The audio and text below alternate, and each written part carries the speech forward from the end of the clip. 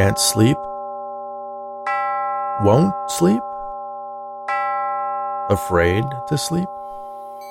Perhaps what you need is a story, a bedtime story, to lull you into the world of dreams, or maybe nightmares. Are the windows closed? Are your doors locked? Maybe you should keep a light on in the hallway, just in case. Now settle in, make yourself comfortable, lay back, close your eyes, and let me tell you a story.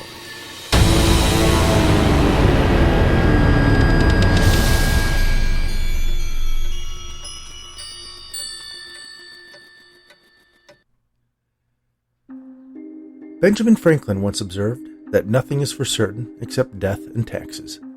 Never has a truism stood the test of time so successfully. Harold Potter is a man who lives a somewhat complicated life, mostly due to his unusual line of work. Today he discovers that not only are death and taxes certainties you cannot evade, they are sometimes inextricably linked. No one can escape the taxman, but the Grim Reaper is even more determined to exact his due, and when they team up, there's nowhere you can hide. Death and taxes. The bell tinkled. Felix looked up from the book he was reading to the front door of the small storefront office to see who had opened it and caused the small silver bell attached to the lintel to ring. This time of the year the office was usually quiet. The big tax day rush had passed, and Felix wouldn't see any more customers until the deadline for those who had filed extensions was looming. The man who entered seemed cautious and confused. He was carrying a large cardboard box, presumably filled with W-2s, 1099s, and assorted receipts. He looked at Felix, then cast his gaze over the array of empty desks surrounding him. As the door swung shut, it caused the bell to tinkle again. The man looked up at the small silver dome hanging above the door approvingly. He coughed into his elbow as he scanned the parking lot in front of the office, as if checking to make sure no one had followed him. The stranger looked to be about 30. His clothes were rumpled, his hair was messy, but his eyes were keen, sharp, and alert, constantly on a lookout for danger. He turned back toward Felix. "Are you open?" he asked. "Yes, sir. We most definitely are. How can I help you?" Felix closed his book and slid it into a drawer. "Do you do taxes?" "We do. Have you filed an extension?" "I haven't. I've had a lot of personal stuff going on lately." "I'm sorry to hear that, sir," Felix replied. "I wasn't sure this was a tax place," he said. "Why is that?" "Well, the name, Death and Taxes. I thought it was some clever marketing gimmick for a restaurant or a gift shop." "I'm not sure I'd want to eat at a restaurant called Death and Taxes," Felix said. "Nor would I," the man agreed. "Then it's a good thing we help people do their taxes, and that you seem to have tax obligations that you need assistance with," Felix replied, nodding at the box tucked under one of the man's arms. "Yes, I suppose it is. Though if you did have any death-related matters, we could certainly help with that as well." "You mean like probate or inheritance?" the man asked. "Something like that," Felix replied. The man stepped toward Felix's desk and placed the box on one corner. "So, how do we get started?" the man asked. "Please, have a seat," Felix offered. The man sat, clearly uncomfortable. He looked around, casting furtive glances over his shoulder. "Is there something wrong?" Felix asked. "No," the man answered. "I just need to get out of town. I was hoping to get through this quickly." "Well, that all depends on how complicated your return is," Felix said, eyeing the box on the corner of his desk. "Let's get started with the basics."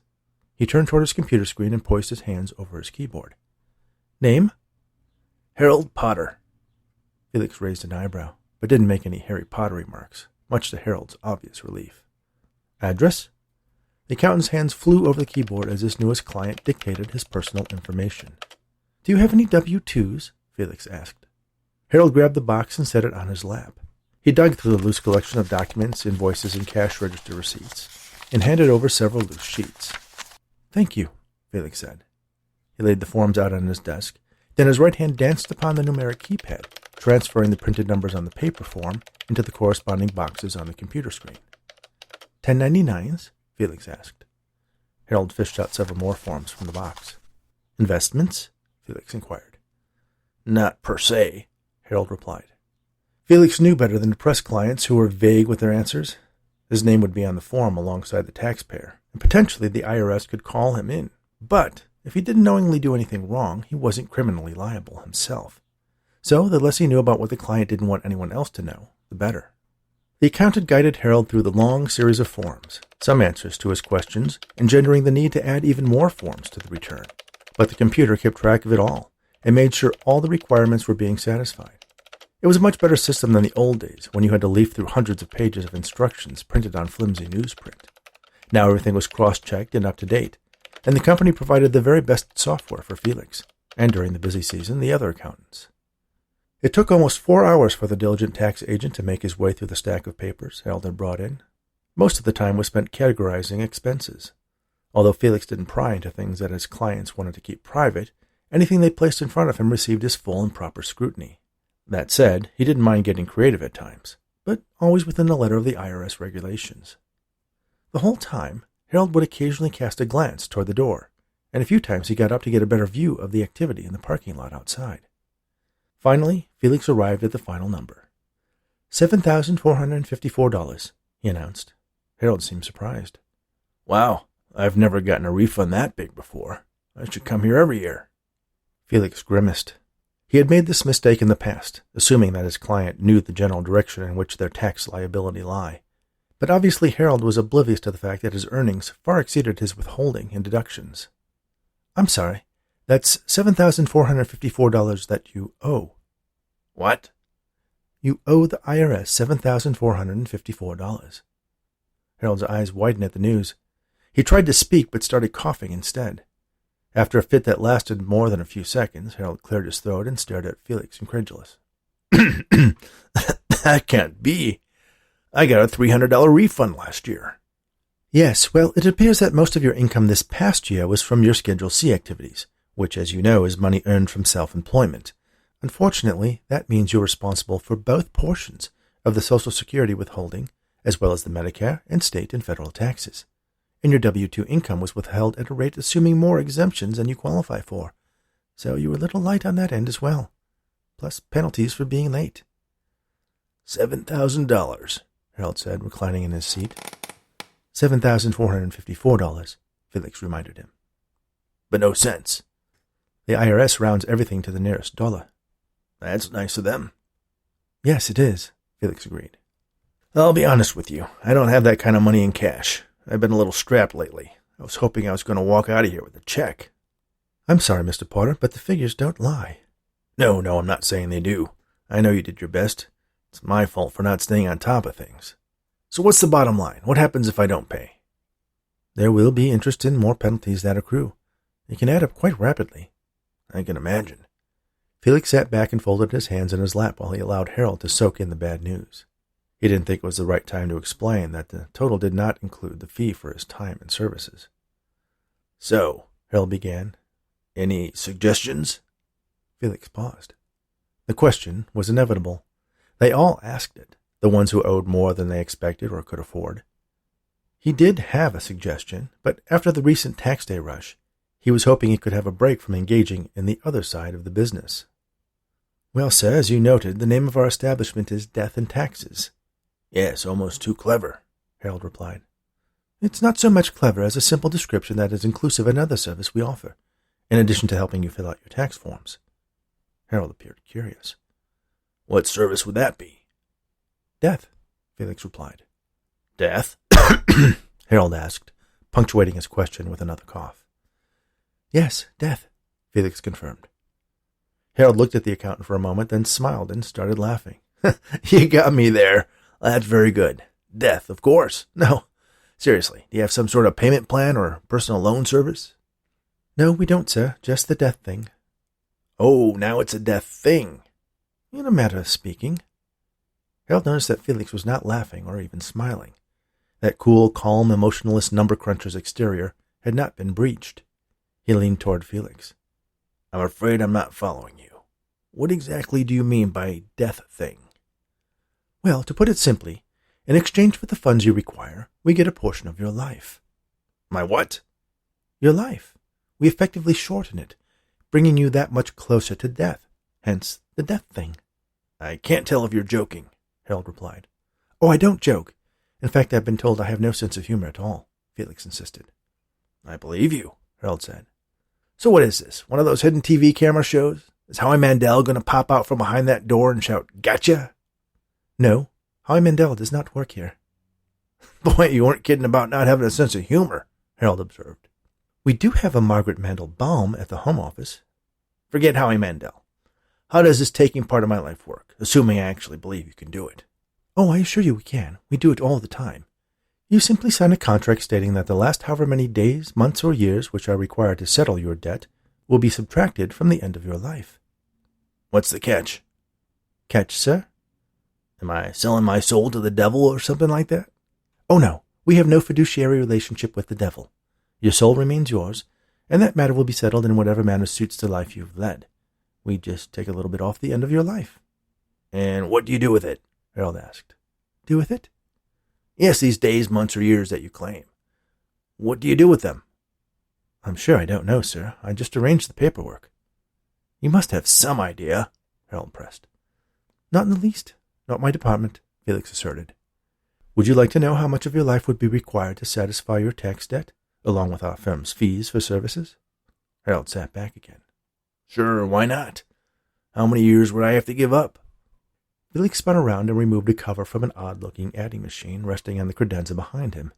He lifted the machine and placed it in the center of his blotter, nudging the computer keyboard aside as he did so. He started entering numbers, after which he pulled a lever attached to the side of the machine, which caused a roll of paper to advance, revealing a long list of digits. After a few minutes of tapping and pulling, Felix ripped the paper off from the back of the machine and inspected the final number. 5 months, 7 days, he announced. Harold seemed surprised again, only this time pleasantly so. That's it? No hours, minutes, or seconds? Like the IRS, we like to round off our calculations. That does simplify things. Yes, sir.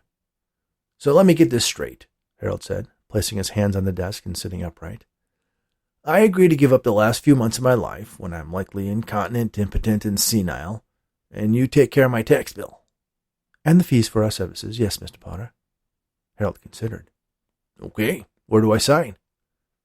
You seem very eager. I urge you to take some time to consider the implications of this deal, Felix cautioned.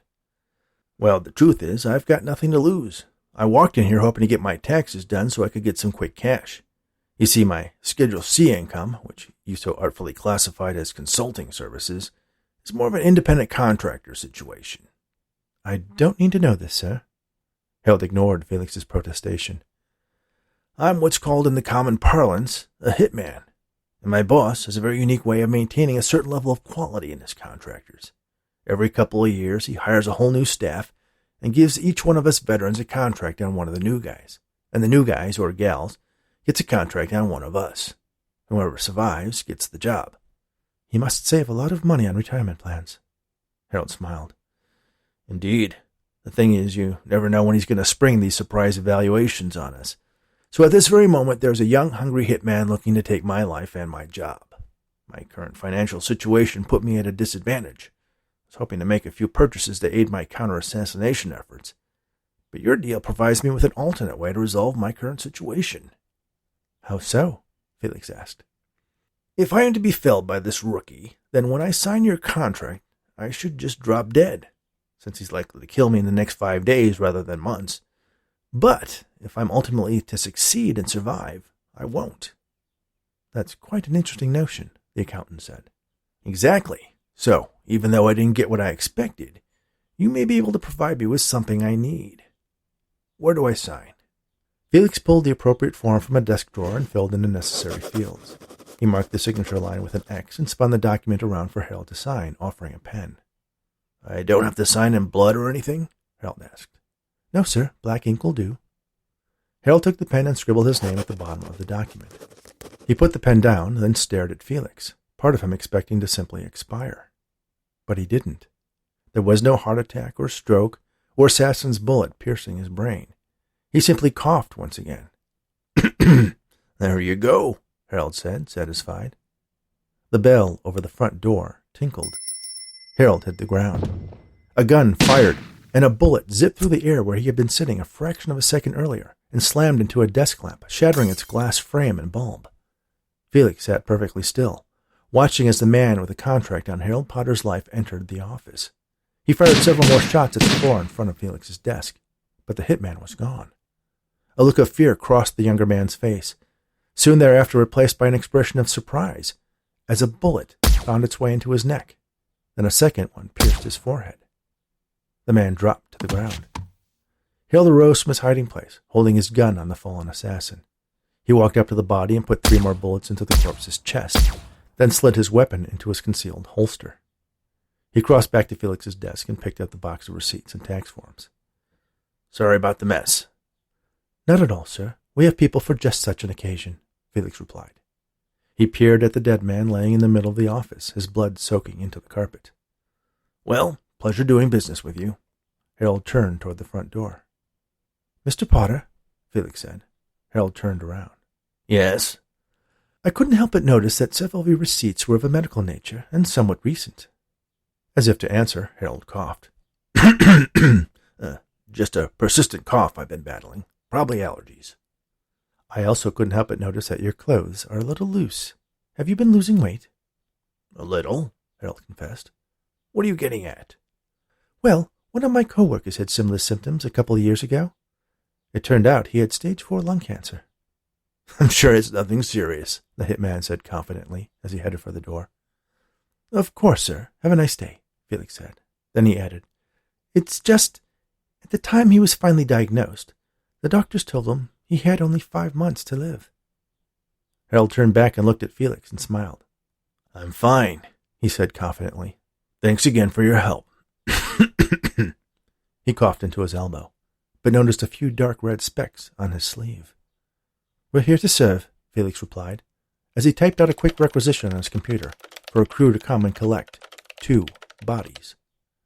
Harold took 3 more steps toward the front door, then dropped to his knees and died. Thank you for listening to Death and Taxes, written especially for the Bedtime Stories for Insomniacs Fiction podcast by Rich Hosek. Please remember to subscribe on your favorite podcast app or on Audible, and share these stories with your friends and anyone who enjoys audiobooks. Speaking of audiobooks, if you're a fan of the paranormal, Near Death, A Rainy Day Investigation, is currently being serialized on this very podcast. New chapters are posted weekly. And if you're looking for other original story podcasts, check out As Read by Me at, not surprisingly, asreadbyme.com. They have an eclectic mix of fiction, poetry, and essays that are sure to keep you entertained, all read by the authors. You can find out more about this podcast and the author of Bedtime Stories for Insomniacs at richhosek.com. Thanks again, and all the very best.